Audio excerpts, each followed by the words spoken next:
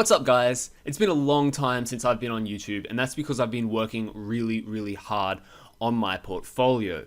And I might do a video soon about what I've been doing. I built out my team of writers to 18 writers last year, and I've since decreased it to 5 writers as I've changed my approach to building websites in 2022.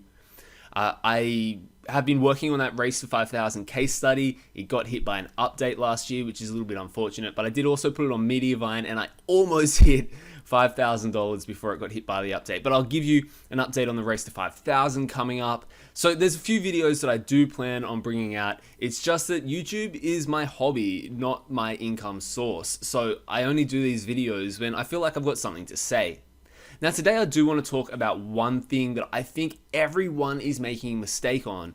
Everyone is building more and more websites because they think it's diversification. In my opinion, it's kind of diversification, but not really, because you've still got dependency on the same source. So I'm talking about a concept here called single source dependency. Now, single source dependency is when you're reliant on one source of traffic or one source of revenue to make your entire business work. Now, the problem with this is if that one source disappears overnight, you don't have a stable business. In our industry, even if you have 3, 4, 5, 6 niche websites, you've still got single source dependency in two senses. You're usually entirely dependent on Google as your source of traffic. It's rare to have a niche site that has less than 80% of their traffic coming from Google. Google is usually the lion's share of the traffic. The second single source dependency is ad revenue or Amazon revenue. You might have both, which is great, but still usually, so for example, in my portfolio, ad revenue is like 90% of my revenue source. So what's the problem with this?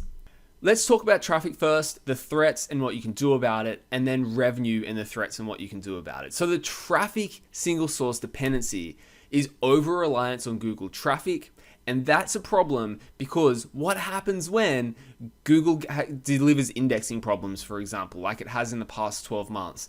And I know I've heard Authority Hacker talking about, oh, the indexing problems are going away. I don't believe that a single bit. The indexing problems are worse than ever. And there are some tools that can help you get through them, but even once you're indexed, it takes forever for things to rank these days. It is harder and harder to rank on Google just because of technical SEO problems. Google snippet bans, which is something that not many people are talking about, but if you go and look at, if you got hit by the November, December Google algorithm updates, go and look at how many snippets you've still got. Some websites have literally 0 snippets now. They've been banned from having snippets by Google. That can happen overnight. That happened overnight with the Race to 5,000 case study. Google updates, just like the snippet ban, Google can just roll out an update and you're screwed overnight and your entire business collapses. And then the last one, which is a really frustrating one, is AI spam has been flooding the SERPs. And even though those AI sites go up and up and up and up and then they crash and burn, another one just turns up the next day. So it's a constant sort of mosquito buzzing in your ear. For example, I have AI spam sites stealing my content and then ranking above me, stealing my snippet for the content. It's a problem and it's a threat that we still have as long as we're all focusing on Google. So what can we do about this? One solution is to find alternative traffic sources. Pinterest used to be a great traffic source. Unfortunately, since around about 2020, it's not that great anymore. YouTube, podcasting, which I'll talk about in a second, and even Bing DuckDuckGo. Overall, I think the only real viable alternative traffic source here is YouTube. I think that you can create a niche YouTube channel and get it to $5,000 a month as easily as you could create a niche website getting to $5,000 a month, and I've been playing around with that. I'm considering doing that. As for podcasts, I'm actually going to start a podcast for one of my niche sites because I'm going to create a course for it. This isn't for Niche Safari. I don't want to make a course in making online businesses because I think there are plenty of them out there, but I do think there's space for me to make a course in one of my niche sites, and using a podcast as a entryway for people to get into my funnel for that course would be a great idea. Okay, here are our threats for income. Over-reliance on Amazon or display ads. Usually people do like Amazon or display ads predominantly, and it'll be 80% one, 20% the other. So Amazon slashing commission rates is a threat. and the phasing out of third-party cookies is probably going to hurt. There's estimates of anywhere between just a 5% drop in revenue and a 60% drop in revenue. If you just thought right now, okay, if I lose 60% of my revenue overnight because I only run display ad websites, are you still going to be able to survive? If not, you need to be prepared for the phasing out of third-party cookies and building your website up enough that a 60% drop in revenue overnight at the end of next year isn't going to be a tragedy. You can still keep working on your websites. So solutions to the income problem. YouTube ads. I've mentioned this just then. YouTube channels can be viable just like niche sites. You can create a YouTube channel that'll make you $5,000 to $10,000 a month. It's a really good idea, and I don't know why more people aren't talking about it. If you can create short YouTube videos that are only 90 seconds to 3 minutes long, and you can pump out 20 of them a day, each of them making you $1 a month, that's every day you're adding $20 to your passive income, and that'll add up over time, just like writing blog posts does.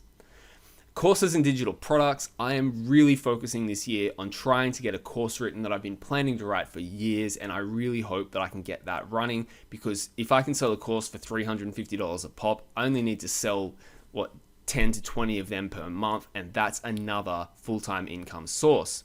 And the last one is sponsorships. Sponsorships is only something that I've been successful with for Niche Safari. And in fact, I'm still in negotiation for some more sponsorships this year for this channel. Okay, so for what I'm doing is, instead of building out more websites and closing my eyes and pretending that that's diversification, I'm diversifying my source dependency for the websites I have. I have authoritative websites. I need to leverage that. I need to increase the amount of ways in which people come and find my brand through YouTube in particular, but also podcasting. And I also need to focus on how I can make money in a different way from these sites. That is creating a course. And true, I am going a lot harder at SEO. To create a course, I also need to create an email list.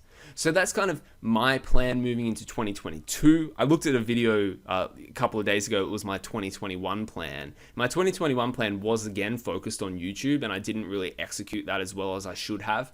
2022, the plan is build a brand, not a portfolio.